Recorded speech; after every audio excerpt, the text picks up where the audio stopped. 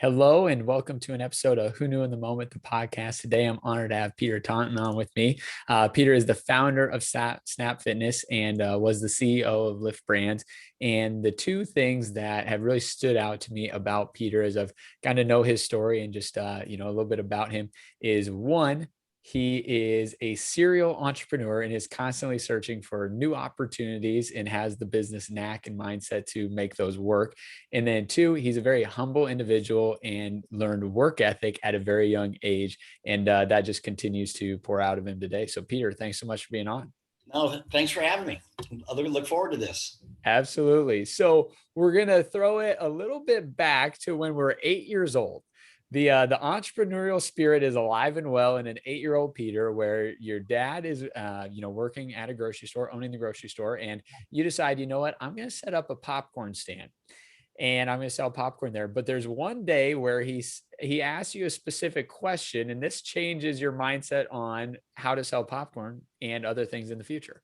Yeah, that's right. And let me just preface: it wasn't really a choice that I had being at 8 years old. I mean, my dad said, "Look, it was something that my brothers and sisters did before me, and when you got to be a certain age, they moved on and got into working in other parts of his grocery store." And that's where I stepped in. So it wasn't a choice. And yeah, you're exactly right. It was a day. I remember I'm sitting behind my popcorn stand, and my dad walks past me, walks about 30 steps, and he stops dead in his tracks, and he pivots. He turns right back towards me, and he stops in front of me. I'm sitting there thinking, "Oh my gosh, what did I do?" Right, like an 8-year-old probably would.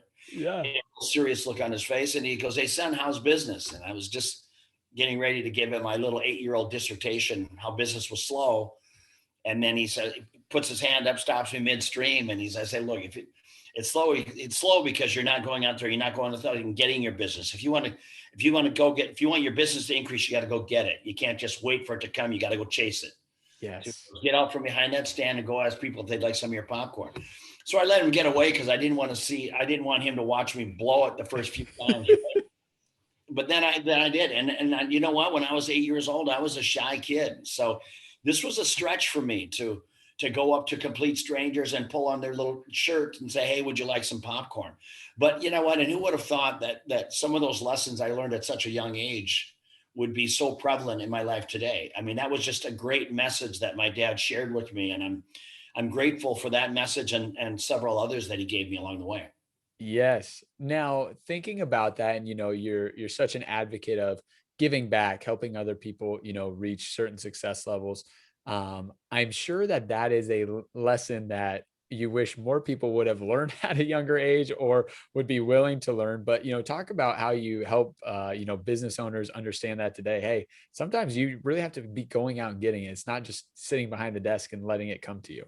Well, and I do that a lot. I mean, since stepping down, I spend a lot of time mentoring and coaching, and a Yeah. lot of the people that I coach with, and it's not necessarily everything just business. Some of it is mentoring in life, Mhm.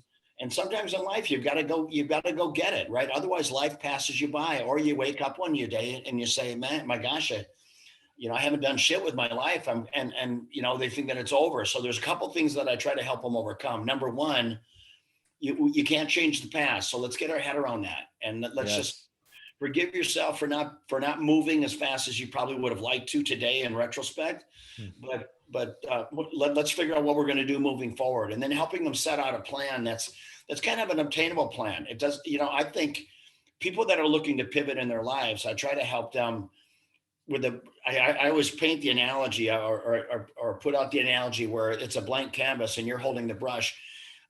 Throw everything. There's no bad ideas. Throw everything that would be the perfect life for you, and that's really not the time to be conservative or start talking yourself out of it. Just put everything on that painting that you want, Yeah. and then the second step of that is look at what you've created, and then pull back some of the things that probably are not realistic. And I say that loosely, but I mean, if one of your things is you want to be an astronaut and you're 40 years old, it's probably not going to happen, right? So we have to move those lofty goals away. But so I help them screen through and then set up a timeline to how they can obtain those goals. And setting milestones is very critical because I mean, for me, as an example, I chased my dream for 20 years, and Yeah.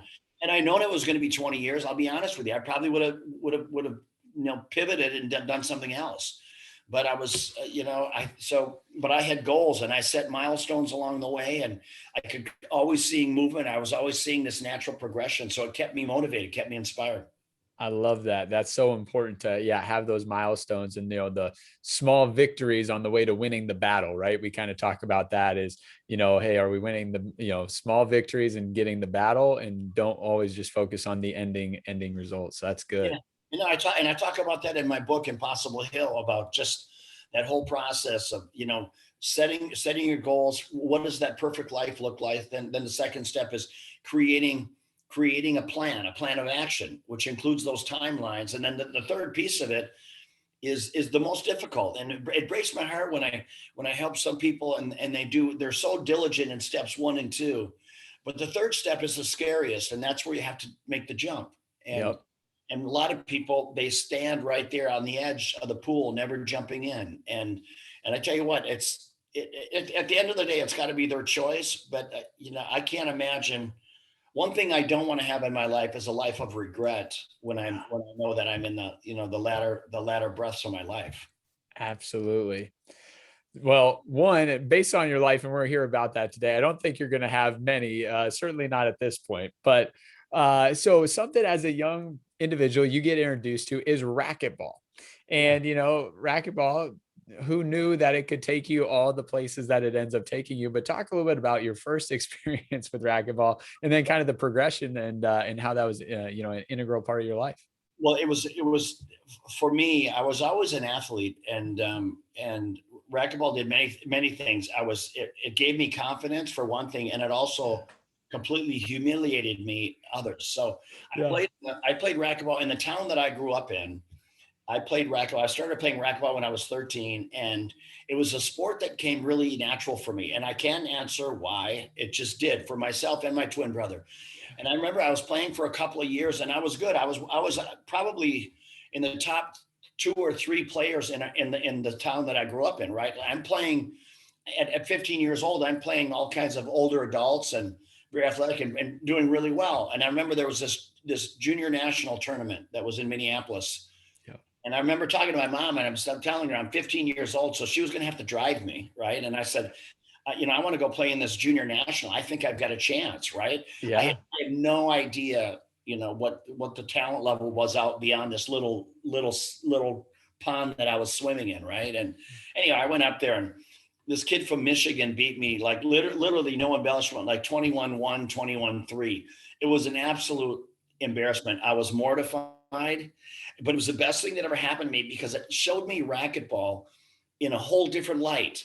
And Yeah. I went back and honestly, I worked and worked and worked. And by the time I was 17, I was a sponsored pro. I was sponsored by I was sponsored by the world's largest racket manufacturer, Echelon, and then played professional racquetball for 12 years with my twin brother. Yeah. And Now, I want to hear about how you got the sponsorship, but a question I'd love to talk about, just since you mentioned the loss, is what that taught you, and then when you got back home, what motivation that brought you to really work and continue to get better. well, for me, I'll be honest with you, in the moment, it taught me humility because I was getting my ass kicked. Make no joke about it. Right. About it. I mean, it was so bad, and I was an athlete, and I was proud, and I'm right. I mean, but the Yeah. guy was just flat out outplaying me. It was horrible, right? Yep. So I was completely embarrassed and humiliated, personally humiliated, right? Yep. But I took that lesson and I said, okay, well, this is clearly how the next level plays.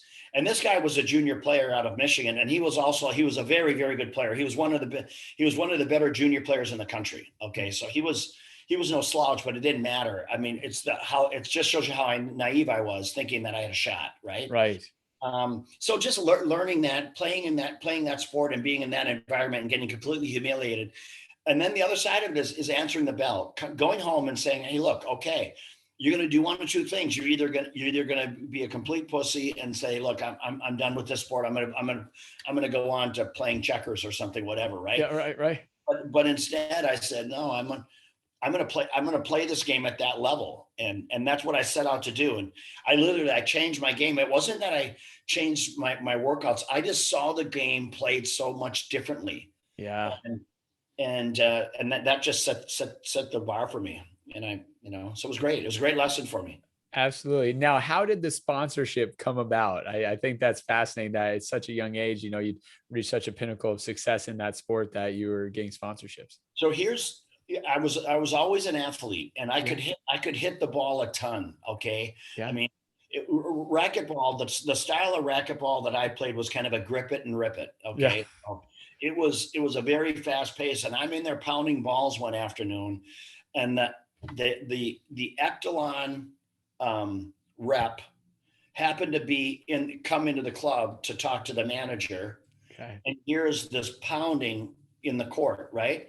And he comes and sticks his head over the ledge, and he's watching me pound these balls, right? He sits there. I thought he stood there for a long time because I was just in there pounding balls. I wasn't playing. I wasn't in a match. I was just practicing, right? Yeah. Sits there for about 15 minutes staring me down, right? And then the manager comes down into the court. He goes, "Hey, there's a guy upstairs wants to talk to you," right? So Yeah. then he just said, "Hey, look, man, you pounding. You look like an athletic kid, and you know what? We're looking for up and coming players. We'd like to give you a shot at sponsorship." Well, to me, that was so flattering, right? Right. Because I knew Echelon was the largest racket manufacturer in the world. And I thought, my gosh, it's one thing to get sponsored, but get sponsored by the world's largest racket manufacturer. I was completely flattered and, and, didn't want to disappoint. Right. So when they gave me the sponsorship, I mean, it was, I put everything into it, Yeah. and clearly, played, for 12 years and did really well. Yeah. Well, so something I'd like to, just maybe hear your insight on there is I think there is, you had mentioned you received a lot of confidence from being good at racquetball, which is a very natural thing, right? What we're good at drives a significant portion of our confidence. But I also think there's power in someone seeing something in you before maybe you even saw it in yourself, right? Not saying that you didn't think, hey, I could go play professional or I couldn't be sponsored there, but to have them step forward and say, man, you seem to be pretty darn good at this. Like, we'd like you to, represent us. Talk a little bit about, that power of someone seeing something in you, maybe before you even, thought it or saw it in yourself. And that's true. You know what? It happens all the time. I'm the youngest of seven kids. I have an identical twin. We're the youngest of seven kids. And I'll be honest with you, when it came to my brother and I, my parents were spent. Okay. They were spent, right? So we didn't get a lot of attention. Yeah. So, if you wanted to make it happen, most of the attention that we got was because we were identical twins. It wasn't because of anything we did. Yeah. And really, being a twin, you really had nothing to do with that, right? So that's not going to fill you full of confidence. But having somebody see something in you, and even from my father, he did the best he could with what he had. But Yeah. his way of doing things was, hey, look, you're going to do it or else. I mean, right? Mm. And that's kind of old school. Yep. And I responded to that. My dad, I remember when I was a kid, my dad said, "Hey, Peter, it's going to be like this. You're going to be in school, you're going to be playing sports, or you're going to be working for me." Okay. Yep. So I said, all right. I mean, I could get my head around that. That's a fairly simple concept to grasp, right? So I knew that's how this is going to be, right? He didn't ever Yeah. say, "Hey, look, you know what? You're a hell of a racquetball player." He didn't ever say that, but coincidentally, as I started playing and growing in the sport and suddenly, winning, literally my twin brother and I, we'd win probably 75% of the tournaments we played. Wow. You know what I mean? I mean, Yeah. we played at a very high level, and Yeah. if we didn't win them, we were right there in the semis. We were right there all the time. So it was great. It was a great experience for us, right? Yeah. And towards the end of our careers, and even when I quit playing, I quit fairly at the top because I was so proud. I said, look, I didn't want to get beat by people that I had been kicking their ass for the last 10 years, right? Right. I wasn't going to sit there and let some of the other, up and comers beat me. I was too proud. Yep. No, that's good. Yeah. So the gym you had been working out at, practicing at, is an important thing, and you had taken notice to a few things that maybe weren't going the way if you owned a gym you would want it to go. Yeah. And before you move down to Florida, you have an important conversation with the owners of the gym. Yeah, and I felt indebted to it. I mean, number one, this was a place that I'd been playing since I was 13 years old, and Yeah. I actually was moving down to Florida to play in the Sun Belt Tour. I had quit college and was going to go play the Sun Belt Tour with my twin brother and I. So anyway, having breakfast, I just said, guys, I just want to tell you, because I knew the club was losing money. Okay. I knew that it was not a successful venture and there was no reason that it couldn't be. It was just so poorly managed. I would watch this manager come in and literally just not do it, not engage the members, not even really engage the club. He was a former athlete and just kind of a lug, right? Yeah. He didn't do it. He didn't do the job. And I just shared the guys. I said, look, you know what? I didn't throw a bunch of daggers at the guy that was managing. I just more or less said, hey, look, guys, I just want you to know that he's not going to get you to the promised land. Okay. He's not your guy. I don't know who is, but he's not your guy. And then we're wrapping up breakfast and I literally just kind of look over my shoulder and I just very flippantly say, you guys ever want to turn this club around, give me a call. And that was literally just how it went down, right? They would Yeah. give me a call and they're like, oh yeah, well, I'll be down if my phone didn't ring about a year later. Right. So Yes. I said, yeah, I mean, and their deal was they're going to pay me $16,000 a year, Yep. but if I could turn it around, I could buy them out with the profits. Now you're talking about a business that was losing 200,000 a year. All right, so Yeah. that's a big swing, right? Right. And I was able to do it. You know what? I bartered with the local businesses because they had no budget, they had no money, and no capital to invest back into the club to do it any improvements. The club was tired. And so I just did a lot of bartering, a lot of trading for carpet, for paint, for electrical, gave them memberships for carpet. I mean, and the community, they appreciated the effort that I was putting forth Yeah. because suddenly things were getting done. And when Right. they had sat there for, the previous 10 years, watching this club just completely deteriorate. Right. So anyway, I was able, over an 8-year period, I was able to buy everyone out, and that ended up being my launch pad into the wellness space for obviously the next, I've been in the industry for 35 years. Yeah. So before we keep elaborating there, one thing I'd like to hear a little of your insight on is I think too frequently people are willing to sell the dream of what they're really wanting for a more guaranteed income today, right? And I'm putting guarantee and income there. So, some people would say, well, gosh, 16,000, that's not that much money. I could probably go here and make 30 or 40, I mean, whatever the number is. And maybe I'd just go do that. Whereas, someone that maybe it believes in themselves or they believe in, the business, whatever it is, it's like, well, I'm willing to take a lesser dollar amount today with the opportunity for significantly more in the future. So just talk about maybe, having that mentality or, being willing to, say, hey, I'll take less today, even though maybe my friend's making twice as much, knowing I've got an opportunity to blow them out of the water over the next 5, 10, 20 years. You may have froze there just a little. Oh, So I know yeah. for me, I always say, and this is an important point, that opportunity doesn't knock, it whispers. Okay. Yeah. And for me, I didn't think about, here's this business that's losing 200 grand a year. I didn't see that so much as I knew I was practical. And I said, look, you're looking at a guy that had quit college. Okay. College was not for me. I quit college. I always wanted to be in business. I'd watched my dad. I had a front row seat to seeing what entrepreneurialism looked like. From my dad owned his grocery store, Yeah. worked his tail off, and he did very well with it. Right. So I always wanted to have that. I wanted to be my own boss. I wanted to create my own financial future and financial freedom.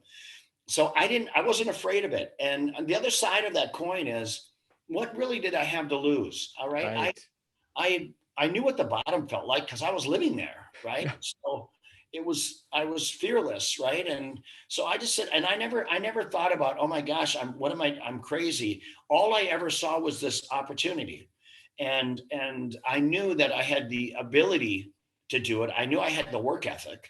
So I wasn't worried about that. I wasn't worried about, oh my gosh, I'm going to have no free time to hang out with my friends. Hey, look, this was a priority for me. And that's one thing that I really made a point of. Over that 8 years, I had laser vision on what I wanted to accomplish. So it wasn't about, I mean, it wasn't about going out weekends with my buddies or whatnot. If I had the time, I would.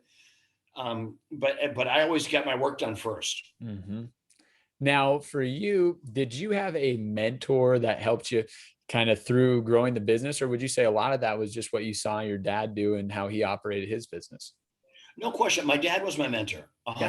100%. I mean, 100%.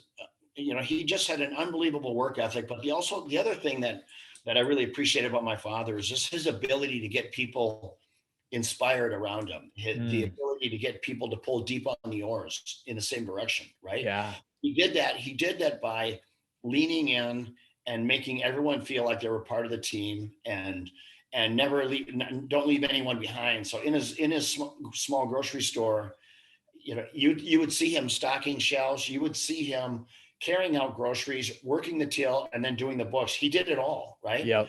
And he was not afraid of. He didn't put himself above anything, and nor did I, and I still don't. Yeah. And that's huge. And I think um, we were talking in the idea of the phrase, that's not my job, doesn't exist, right? Exactly. Inside of a company, there, especially if you're the one running it, like it's all your job. Yeah, and you know what, that point, I bring that point up a lot with startup companies. Yeah. I talk about the first key employees that you hire, the first 3 or 4 or 5 employees that you hire, that it's you got to have people that are going to be doers, right? Mhm. They're not going to look over their shoulders, look for someone else to do it. They're going to be able to multitask. They want to multitask. They share in the vision. They have the passion. Those first employees that you hire are critical. I'm doing it right now with a concept that I'm launching, and I'm really selective on the initial hires that I make. Yes, absolutely. That's good. Now, this is something that I'm just wondering about. So your parents sound a little bit like mine. And one thing that I feel extremely blessed on is my parents had extremely high expectations of me. And, that obviously put a lot of pressure on me, but I know there's no way I would be where I am today if, from a very early age, they didn't expect me to be accomplishing certain levels. And it sounds like your parents had, some high expectations on you. So talk a little bit about just, as you reflect on that, how high expectations from, people that you care about or, you respect really have, allowed you to hit a stride at an early age. You know what? I mean, I wish that I could say that my parents had high expectations of me. Yeah. I didn't really, I'll be honest with you, and it doesn't make them bad parents. Yeah. Just, they're a product of how they grew up. I mean, they Mm. both grew up with really large families. Both had over 10 kids in their families, right? Right. Farming families, right? And one was in Alabama. My father grew up in Alabama and my mother grew up in North Dakota, right? So they met each other. She was a school teacher and he was in the service. He was in the Air Force. Yeah.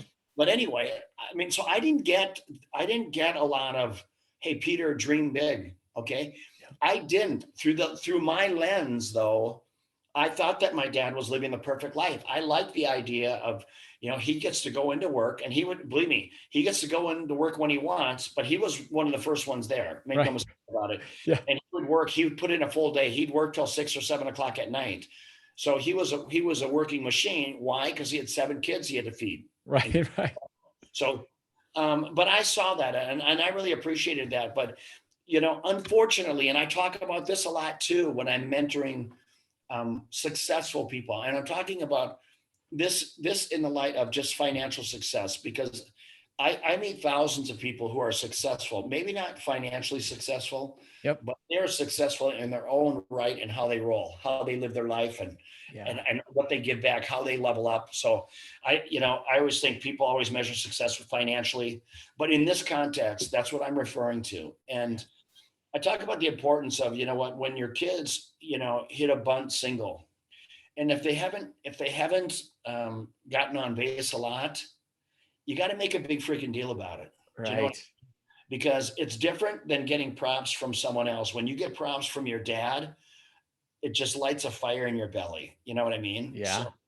I mean, and for me, I'll be honest with you, I didn't get a hell of a lot of attention from my dad until I was either A, on a racquetball court, Mm, right? yeah. And or B, grew one of the largest wellness brands in the world. I mean, my dad had a front row seat to that, but I'll be honest with you, I was doing it for 2 years and he didn't even know what I was doing. Yeah. Do you think there's any part of you that had that desire to grow and grow? And once again, it doesn't have to be a huge part, but a small part that was like, I do want to receive that, recognition for what I'm doing. Oh, for sure. You know what? I mean, you want to deep down, that little boy in you always, I think, wants that. If you can just Yeah. be perfectly honest and vulnerable about it, the little boy always wants to have those accolades from his parents, right? And when it doesn't come, you don't roll up in a ball and lay under your desk, right? I mean, Right. because you know what, you're a doer, you're a type A personality, and you're a driver, right? And Yep. when you have that type of mentality, you're going to get it done. And I always spun it as, look, it's their loss, right? Hmm. But then on the same hand, I didn't bear any animosity to him, and I don't. I mean, Yep. I love my dad dearly today. He's 91 years old. He's a total great guy, rancher out in South Dakota, but and I'll tell you why, because he did the best with what he had. Yeah. He didn't know what he didn't know, and that's okay, right? It doesn't make it wrong, right? So, and I'm sure that he doesn't think about it, and so why should I keep playing that in my head? You know what I Right. mean? Yeah. The same with my mother, right? I just look, they played the hand they're dealt. They did the best they could, and they did a great job. Yep. I love it. So back into it, you've taken over the first gym and you've turned it profitable. You've been able to buy it out and you grow it into, I believe it's 7 total gyms, right? Yeah, I did 7. 7. And Yeah, then you end up saying, you know what? It's a good time for me to exit out of this gym franchise as it stands. yeah, I did. I'd been doing it for 20 years, and Yeah. honestly, I sold them. At the time, I was married. I had 3 kids. There were 5, 3, and 1, and I'd been doing it for 20 years. So I said, look, I'm going to try something else. And I don't know what that something else was. So I sold those clubs. I had about 3 million in the bank. I didn't have any debt, so I was feeling pretty good about myself. Yeah. Right, I wasn't rich, but it was the most money I'd ever seen in my life. Right at that time. And then I tell people, so I'm about 40 years old at that time, and I, as much as I wanted to leave the fitness space, I was always drawn back to it. Why? Because I'd spent my whole life there, and I was passionate about it, and Right. I loved the energy of the fitness space. So I ended up staying there, and created, rather than build a big full service club with indoor pools and aerobic studios and racquetball courts, I built a club that had the necessities of getting fit. So it was lots of cardio, lots of strength, lots of selectorized equipment, 24 hours a day. And it was in a footprint of about 4,000 square feet. You belong to one, you belong to them all, no contract, and about $35 a month. Yep. So I designed a concept that I thought would resonate with the consumer. And it did. To my surprise, I was selling enough memberships in the first 90 days of these clubs to cash flow for the year. Okay. Yeah. I mean, so these things and when it started doing that, and I built the first 3 clubs that I built one in an urban market, a mid-sized market, and a small little rural community. Yes. And when the store performed the same way in all 3 markets, I knew I had a tiger by the tail. Yes. Now, one thing I want to rewind just quickly to, because I think how you got back into the fitness industry is fascinating. You had an ex-employee that calls you and says, "Hey, Yeah. I would really love if you would be willing to open up a gym and I'll run it for you. You don't have to worry about it. I'll run it for you." So, I one thing I want to highlight, or maybe have you highlight, would be, what it was about that specific employee, right? Because we can all say we've worked with a lot of people and not everyone that would call us would we be willing to, enter into a business venture with. But talk a little bit about, what it was about that person that really made you feel like, all right, this would be a good business venture, Well, with that individual. this guy he was a great guy. He'd worked with me, man. He'd worked with me for probably 10 plus years, Yeah. right? And I pulled him right out of college. He was going to the junior college right there. And he was working for me, did a great job. And he was the kind of employee that if a hand grenade came in the room, he'd dive on it for you, right? I mean, Yeah. he's that kind of loyalty. So I felt indebted to him, and I set up a great comp plan for him when I sold those clubs. So he was positioned to make more money than he'd ever made in his life, right? Yeah. But he didn't like it. He didn't enjoy it, and so that's why I felt indebted to him. I knew that I was not going to build a full service club because I didn't want to take the 3 million that I had sitting there in cash and sink, a million plus into another gym. I didn't want to do Right. that. Right. But so that put me in the mindset of what if I eliminate the pool and this, and so I just started eliminating all these things and was left with the things that I mentioned earlier. And and suddenly it was a tenth of the cost, and instead of 50 employees, it was two. I mean, the unit level economics, it comes as no surprise that they absolutely just ripped it, right? Because it Yeah. was just it was a relevant product, it was affordable to build, and it resonated with the consumers' demands. Yeah. That's so good. And one thing that I would just add, and I don't know if you're a football guy or not, but Clemson's head coach Dabo, one thing that he preaches is, whatever you're doing, just be the best at it, right? If you're the person at the grocery store that's checking bags, just be the best at it, because you never know who's watching or who's paying attention to it and when that'll come full circle. And my guess is there's probably a handful of people that worked for you, maybe equally as long, that if they would have called you, been like, no, I'm good. But because you'd seen, the dedication from that guy, you'd seen, the buy-in, you're like, yes, I'm willing to, venture into this with you. For sure, and did you know what? It's so it just a, it was an interesting turn of events, and obviously I didn't know at the time that I was. If somebody had asked me, when I had club number 5, if they had said, "Hey, Peter, do you think you're going to build one of the largest wellness brands ever made?" Yeah. I would have said, because I'm humble, right? I would have said probably not, Yeah. right? But I would have known deep down. I would also said, but I'm perfectly capable of it. Yeah. Yeah. I'd like to try. Yeah. I know I'm capable of it. I don't know that I'll do it. I Yeah. mean, that's a lofty goal that you're just throwing out there. I mean, why don't we try to get to 50 clubs first? Yeah. Let alone 6,000 in 28 countries. I was going to say, so yeah, it gets to a bit more than 50 even, but let's talk about the progression of that. I know we have the one explosion year where there was 377 different stores open in a year. By the way, if you're trying to do the quick math, that's more than one per day. But was there a certain number where you were at, like, hey, at 20, at 100, at 1,000, all of a sudden we really saw it ramp up, or what was kind of the progression there?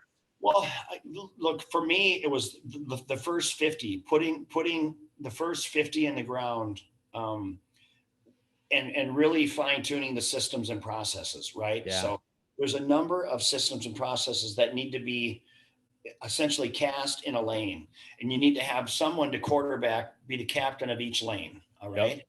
And if you can build 50, and if you have everything buttoned down within those lanes, if you can build 50, you can build 500. And I truly mean that. Yeah. You just have to. And for me, I always looked at myself as the head coach, and each one of these people were a captain of their lane, and it was my job to make sure that every lane ran fluently. Okay. And Yeah. and everyone stayed in their lane. And when a lane was getting pushed to 110%, then I would put more resources in that lane to help them keep up. So you add a resource, now it goes from 100% capacity down to 70, and then as things continue to toggle up, you add another resource there. So you just manage them, and some of the different departments needed less resources than others. But it's just, honestly, when I think about that, and people say, "Man, that was amazing that you had that foresight," that always came natural for me. I've always been a system process guy. I've always been a guy that says, look, if this is where we want to go, this is what it's going to take to get us there. Yeah. You build the team to get you there. Yeah. It's not dumb luck. I knew it was going to be hard work, but I had already had hard work. So Right. I was fine with the hard work part. It was just putting the appropriate resources in place, Yep. getting them to level up and feel like they were part of a team. Mm. When you get people feeling like that, like they're really part of something big, that's when the magic happens. Yeah. That's good. Now, a question I would have is, when you were, revamping and bringing the original gym right before you sold it up, and you were able to expand it to 7, what was one of the hardest principles or lessons you had to learn in that first business that you're able to take into the second one that allowed you to say, not going to happen this time, not making the same, mistake or not making the same choice? Well, for me at that time of my life, I mean, access to capital was the hardest piece. Yeah. To be honest with you, it was access to capital, because the capital was 10 times what I was spending on a typical Right. club, right? Yeah. So it was access to capital. And then when I started Snap Fitness with about 300,000 cash. So about 10% of my savings Yeah. went into start this concept. And people say, "Oh, no way." I'm like, "Yeah, for real. It was 300 grand." And Right. I mean, to build and to think about it. And this is another important point for your audience. From the day I built my first club to the day that I had my first exit was probably 6 years. And I took a $300,000 business and built it into $100 million company at that time. In Okay. 6 years. In 6 years. Six Yep. years. 6 years. And I sold 40% of the company for roughly 47 million cash. Yeah. Okay. We didn't put any debt on the company. That 47 million went right in my pocket. Okay. Yep. So now I knew at that point in time that my life would never be the same. Right. Yeah. In a good way, in a positive way. Right. I didn't let it get to my head. I'm the same person that I was then, to be honest with you. I'm the same person. I just may have a little bit more scratch, but I'm the same person. I have the same mindset, same mentality. I always say money doesn't make the man, right? And yep. And I sold 40% of the company, and then over the next five years, I grew the company, to a $200 million company, right? Yeah. And then sold another chunk. So today I sit there and I hold about 20% of Lift Brands. I'm no longer involved on a day-to-day level, but the CEO, I've spoken to him twice today, right? Yeah. So look, I'm not involved in the day-to-day decisions. I have a seat on the board, but it's not my daily grind anymore. Yep. So something that I found interesting was exactly what you just said. Hey, I sold, 47% of it. And then later on you sold another chunk of your ownership in there. And so was it, hey, this is a specific dollar amount that I'm okay exiting, taking some of the chips off the table, if you will. And then similarly, again, hey, we've reached to another level. I'm okay with taking more chips off. Or did you have, business partners that were really looking to purchase into it, or what kind of, made that be the right decision for you at those times? No, I just wanted to be, I was so busy the first 5 years building clubs. I mean, right. Busy. I didn't have time to think about anything. Right. Yeah. And my phone was ringing weekly with private equity companies wanting to invest. And if I said no to one, I said no to 100. But there was one guy in particular that worked for Summit Partners, and he was tenacious, man. He kept calling for over a year. Right. And I finally called the guy and then ran a full process, and they ended up getting involved. But for me, I knew that when I was going to take chips off the table, when I'm consulting, I talk about this all the time with entrepreneurs who are doing well and their business is growing. You owe it to yourself as an entrepreneur to experience a partial exit. You don't have to give up control. Right. You don't need to hand the keys over. Do 40%, and then you're still flying the plane. You're still making the decisions. It's your company. But then I tell them, when you take the second bite of the apple, don't sell 20%. My recommendation would be sell for another 40%. Maybe hold 20 or hold 10%. But don't hold on to it, because make no mistake about it. And I've made that mistake before. Don't hold the key, or don't hand the keys over and put the direction of the company in someone else's hands. Right. Oh, that's good. That is great advice. Sometimes it doesn't end well, right? And yeah. And it's going to be frustrating as hell for you, because it's your baby, right? Yeah. It's your baby that you created, and suddenly somebody is taking it in a different direction, and it's usually someone that doesn't have as much experience or knowledge as you do. Yep. They make everything so subjective rather than just base it on relevance and the facts. So it's unfortunate. It happens though every day. Every day. That's good. Well, after you sell, the large stake and you sat down, you've kind of went into a couple different business ventures, but two that really stood out to me was one in the cannabis industry and then the second in the real estate industry. So talk a little bit about how you got tied into that, or, how the first, property came to be, and then Yeah, also the cannabis I business. was on the cannabis space. It was CBD oil on that space. I was asked by a group. I was doing some consulting for them, Yeah. and they wanted to do brick and mortar, and I said, I don't think brick and mortar is where it's at on this. And then this is a few years ago now. I said, I don't think brick and mortar is where it's at. I think the consumer wants to buy this online, and they want to buy it for as inexpensive as possible. These guys wanted me to take their CBD oil business and create a franchise concept around it. Mm. I said, guys, there's number one, I don't think brick and mortar is the answer. Number one. Number two, you guys are the supply chain for your franchise. So I Right. appreciate you want to be vertically integrated, but what are you going to do when the supply in the open market is it's so what's the word? Saturated. No, yeah, it's so saturated. Yeah. Thank you. It's so saturated that the price of the product's going to come down. Now, meanwhile, unless you guys are going to ride that down with them on the margin, because when they get into it, they're going to buy a bottle from you for $75 and sell it for $150 because they got to pay the rent, they got to pay their staff, they got all these other costs. Yep. Now that bottle went down to $119. Are you willing to sell yours for $39? Right. And they go, well, hell no. And I go, okay, so what you're telling is that guy now who signed the 5-year lease, who's got a franchise commitment to you, you're telling him that he's got to somehow pull a rabbit out of his hat and do 30% more volume to make the same dollar. Yeah. I go, does any of that resonate with you? Does any of that seem mildly fucked up? Right. I mean, and they said, well, Peter, I mean, that's still good margin. I go, well, you're missing my point. Right. So I said, I'm out, right? I'm out. But in that process, I learned enough about CBD oil that I said, look, I'm going to launch my own brand, right? And I did. And you don't have to be vertically integrated. Why? Because there's such a saturation of people out there that went to the path of creating CBD oil with no means to distribute it. Mm. So I was buying CBD oil that was completely organic, GMO free, vegan, gluten free. Wow. Product, pharmaceutical grade. But I tell you what, if the market's so saturated, the juice wasn't worth the squeeze for me. And that's the other piece of being an entrepreneur. Yeah. Don't get married to these thoughts. You know what I mean? I looked at it and I said, look, it's not that I can't make a living at this, but there's one thing we all get 24 hours in a day. Yep. You can spend them any way you want, right? You can't buy more, you don't get less. So Yep. I put a real value on how am I spending my time. So I just said, for me, I'm out. So I spun it off. I spun it off. Yeah. And the real estate space, Yeah. I own a bunch of apartment buildings and things like that. And Yeah.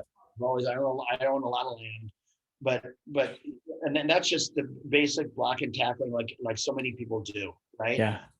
But I own part of a real estate company based out of the Boston area. Okay. And we're doing consulting for them. So for me, when I'm consulting, a lot of times, if I like what I see and they like what I'm doing for them and their company, then I'll work out rather than paying me, because I'm not interested in money. Right. In equity. So yeah, that's what I do. I typically take 20-30% equity in the companies, and then I help get them to the promised land, because I have a lot of experience, systems, processes, growth. And then most importantly, I know how to exit. I know I've done 2 full processes on Wall Street. I understand how the game is played. Right. That's good. Now, this is completely deviating away from it, but I've heard you talk about your faith life and how important that is to you. When did that really become something that was a cornerstone for you? I would say in my 40s. I mean, when I started to really experience some unbelievable wealth, right? And you start to reflect on where you came from. Yeah. And you start to play the record of, why me? Why was I so blessed? Right. Right. Because you're going to go down one of 2 paths. You're either going to go down the path of I'm pretty freaking great. Just look at me, right? Yep. Yep. Or it's all about you. Or you can say, man, you look to the sky and say, I don't know what I ever did to deserve this. Right. And so I'm so thankful. And what can I do for you now? Yeah. That's where I'm at. That's for me. I do consulting. I do a lot of consulting. And things just keep coming my way. Forbes contacted me. I did a Forbes masterclass for those guys. That was great. I wrote a best-selling book. That was fantastic. But the funny part is, if some young aspiring entrepreneur, man or woman, if they say, "Hey, man, can you just I've got this idea. Can I just get 15 minutes of your time?" I mean, for me, I'm like, of course I do, right? Yeah. It may take me a couple of weeks to get you in, right? Yeah. But I will do it. I mean, I take those calls and I sit down with them just like I'm sitting down with you, and I have a conversation with them, and I give them honest feedback. Yep. And I'll tell them, hey, look, that's a really saturated space that you're going into. I give them honest feedback. Right. I really do. And I tell them, hey, look, I'm not here to throw a wet blanket on your dream. Right. And if you're going to go down this path, here's some places here's the low hanging fruit within your space. So go to the low hanging fruit, try to generate some cash flow, because you think you're going to get to this place and you're going to go out and try to raise capital, and you're going to think you're going to have this big valuation, and it's not. I'm just telling you that it just the world doesn't work like that. Yes. There's no stupid money out there. So friends and family are only going to carry you so far. Right. It's true. It is. No, that's good. Well, I want to wrap up with this question. And it was an idea that was presented to me probably about 4 or 5 years ago now. And it's just profoundly impacted the way I view things. And it was the phrase blissful dissatisfaction. And so the idea is, for a lot of people, they will hit a plateau, which means, hey, I hit my first goal and now I'm plateauing. I got caught up in the excitement of hitting that first goal.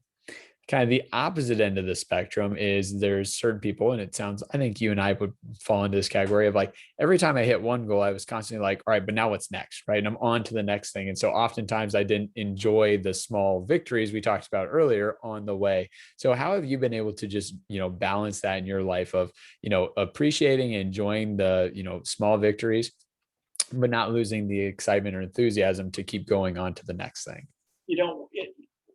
In that entire question, there's a one word that you use that is really, really relevant. I talk about it all the time, and it's balance. Okay. And so many times I see people, they measure their happiness by their financial success. Okay? Yeah. And look, I'll be the first one. I mean, I chased that dollar for so many years before I finally caught up with it. Right. Yeah. And I was a working fool. I was determined. Right. Yeah. Yeah. But when you get older, you have perspective. Right. And you realize that you don't get yesterday back.